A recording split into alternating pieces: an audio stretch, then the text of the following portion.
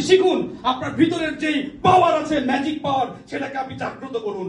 আর যত বেশি একজন কাঠের গাছ কাটতে চায়, তার জন্য বেশি শান দিতে হয় তার কিসের মধ্যে, কুঠারের মধ্যে। আপনি নিজেকে শান দিন, আপনি শিখুন, আপনি বুঝুন, বারবার প্র্যাকটিস করুন, আপনি অনেক দূর যেতে পারবেন বন্ধুরা।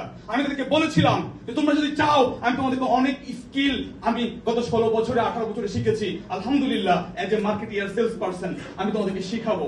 আমি উদ্যোক্তা হতে যাচ্ছি। আমি নিজে কিন্তু সফল উদ্যোক্তা এখনো হতে পারিনি, বাট আমি প্রতিনিয়ত চেষ্টা করে যাচ্ছি ভালো কিছু করার জন্য।